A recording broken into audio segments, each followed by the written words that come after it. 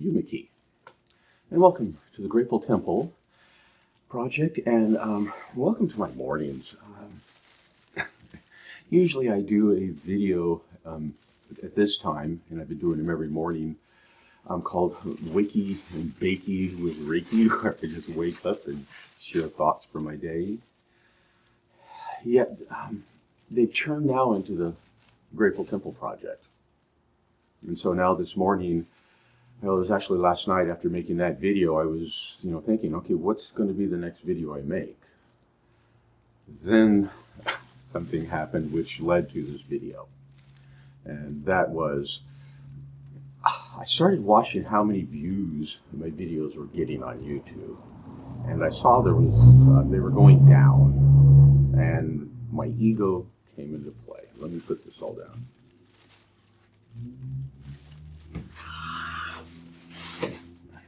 And why I'm doing this video. So my ego came into play, and it was like, boo-hoo me, people are watching my videos. Then I stepped back, and I really took a look at it, and it's like, Doug, why are you making these videos? Why are you doing the Grateful Temple project? Why are you doing Burner Strong? The reason I'm doing these videos, I am hoping, my wish is that somehow, even this video, will touch somebody.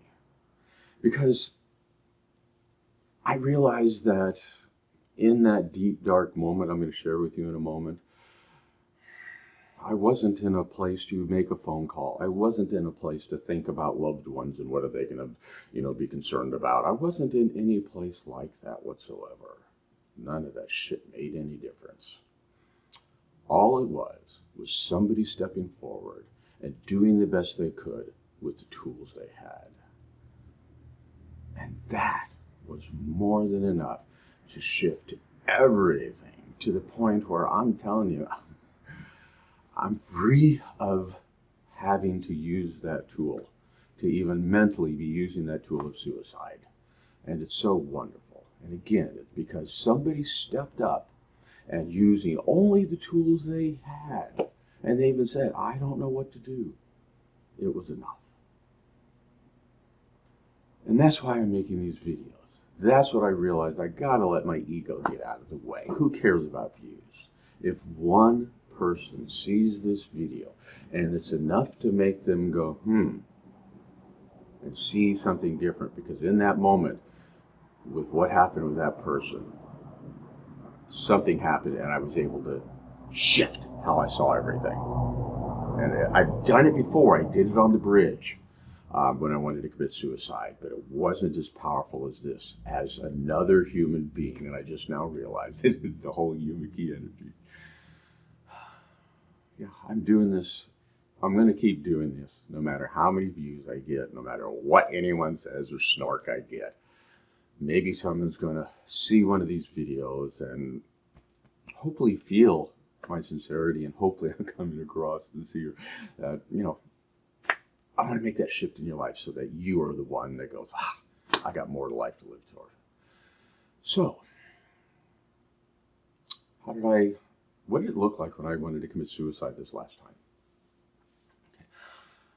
I'm going to be open and honest. I'm just going to share. I love everyone. I take everything upon myself. I realize that everything I see in the world is a reflection of me, and I got to deal with what's going on here.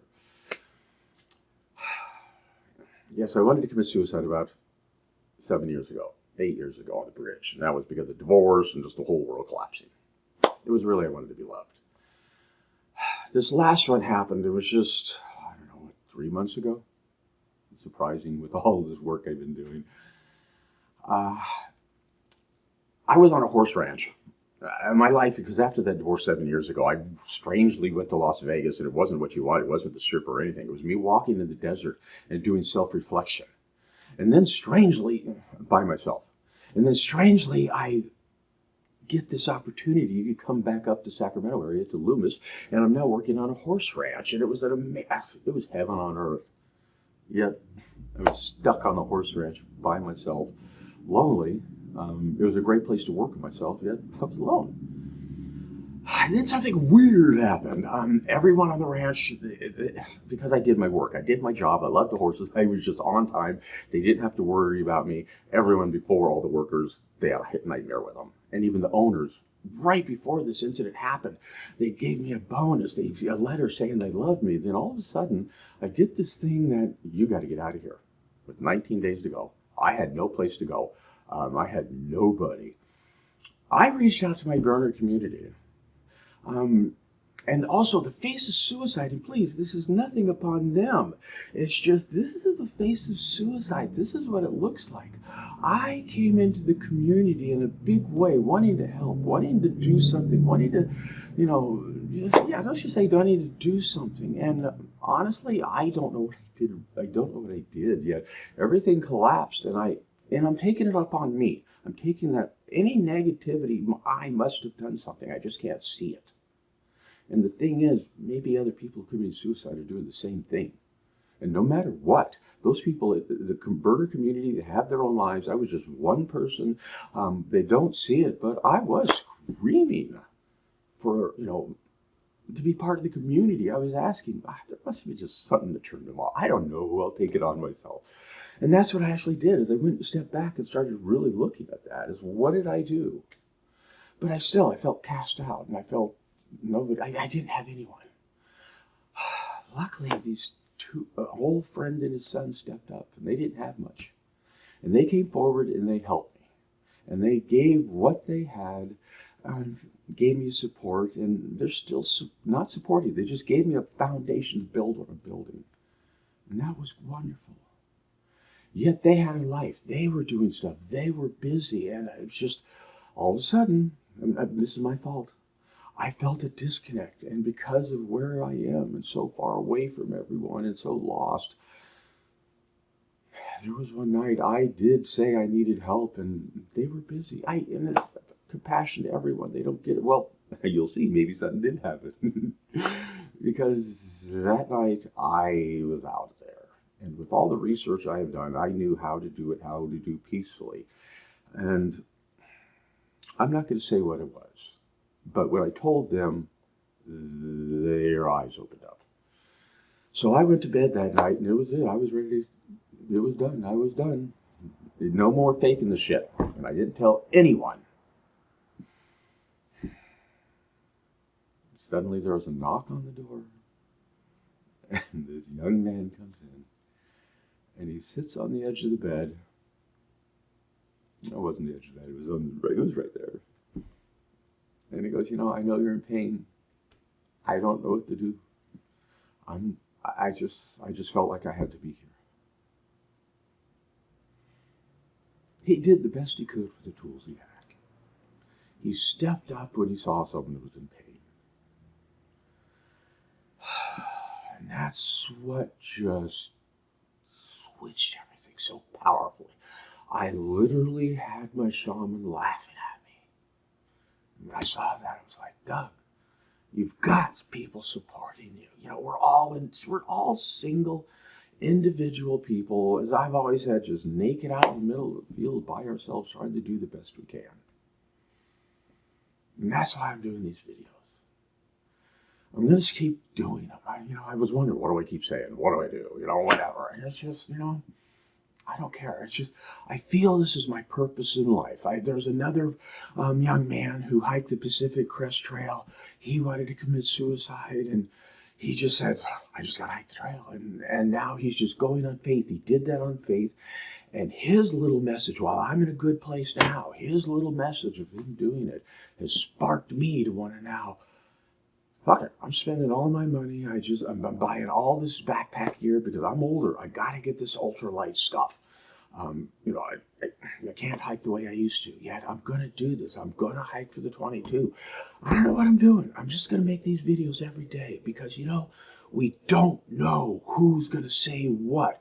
This young man's going to hike the Pacific Crest Trail and set me off on this path to do this, to put my whole life into this. I feel like I should hike. I should make these videos and try to touch people in this way. And I say this because I truly wish someone had done something. I went up to my father's. I drove up there to see him after he and I hadn't connected. For 20 years we hadn't talked. And it's because, I'll blame myself, and I still look into myself. But why did my father and I have these conversations where he would just blow up and hang up the phone? Because constantly, during those times, I would constantly just stay calm. He would get blown up about government and military. And I've seen this with others in the military. No matter what political party they're on, my father, he will switch back and was supporting Trump. This other vet I know was supporting Obama, yet they both had the same beef with the government. One tried to commit suicide. My father followed through. So it's not government politics. It's just some stress was there. And my father let it build up, and he cast it onto me. My father had this pain of my brother committing suicide, and he cast it onto me. So for 20 years, we hadn't talked. And finally, I said, I'm going to do it. And I made arrangements on the horse ranch, which is a nightmare because I have to feed the horses. And so I went up there, and I said to myself, I'm going to make sure that this is a beautiful time. I'm not going to get caught up in the drama. And we had the most beautiful day ever. And before my father went to bed that night, I saw a tear in his eye. And he turned to me and he said, thank you. This is the most beautiful day ever. And he said he loved me. And for a military man, and for a man who didn't hug, that was big. And the next morning he came out.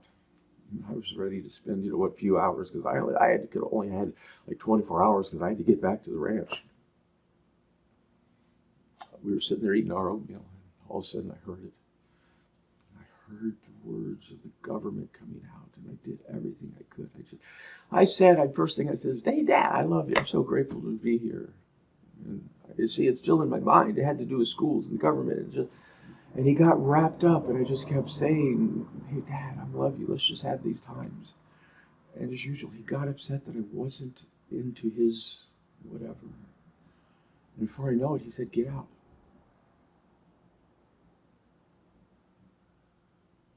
What's really sad about this is I was up there to talk to him that day. I wanted to have a day of peace and love with him, and then to say, Dad, I want to move up here and start taking care of you. You're getting old. Say, Dad, I bought a travel trailer. I want to take a road trip with you.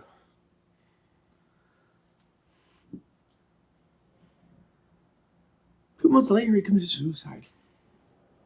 Right now, I'm staying in that trailer, living in it. What if somebody had made a video? What if somebody had just said something that got him to realize, there's a little bit more to life? I don't know what to say in the future videos. I'm just going to share what I would want to hear. That's what the Grateful Temple Project is. Because as sad as I am about my father dying, as sad as I am about my brother dying, those 2 suicides are what's fueling me to do this. Those 2 suicides are what's... I asked somebody recently to join me in this campaign. And the reason was they just fell in love. And I get it. I totally get it. They're young. They deserve this in life. They have to have this in life. They need it. And their path will probably help in another way. And it's okay. I've been dating. Or not dating, but I've been looking. And I'm realizing the path that I'm going to be on, taking these hikes and trails. And I know I'm babbling, but so what? I'm doing this video for me. I'm probably not going to be able to date for a while because I'm going to be on the trail. Who's going to date somebody that's going to be on the Pacific Crest Trail for a long time? And that's okay. That is okay. I have a mission in life. I have a purpose in life. I believe whoever's going to be there, I might meet them on the trail.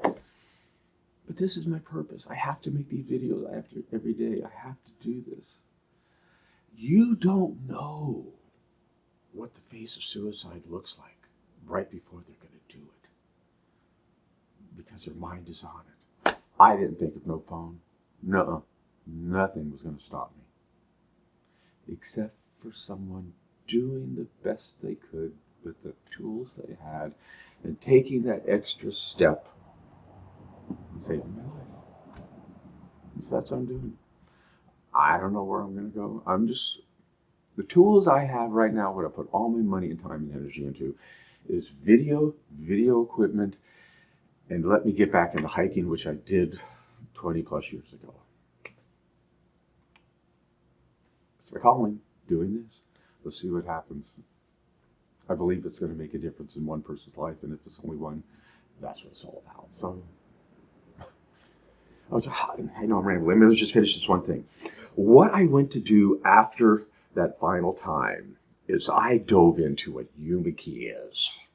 And Yumiki is the energy between you and me. And I did come up with this whole way of looking at it. And why I really say compassion for the burner community, which I felt kicked out of and anyone else's. I went looking in there and it's like, why me? Why me? And it's not why, it's what is there inside myself? And I went in and I looked and I went, I'm kind of a hard person. I got a lot of, I look at people negatively. I'm really skeptical about stuff. And I started thinking, what if I put that energy onto these people? What if I'm coming across this way? And I'm going to take blame. I probably came across as a negative person, and that's beautiful because the gift they gave me is I've been looking to lighten myself up and I've been seeing people as more beautiful, even that community. I see the community is beautiful. I see they're doing the best they can with the tools they have. So please know I have love for everyone. Everyone's given me amazing tools and amazing gifts. So yeah, I'm making these videos for myself. And as I said in the last video, I'm so grateful and thank you for allowing me to serve myself as I serve you.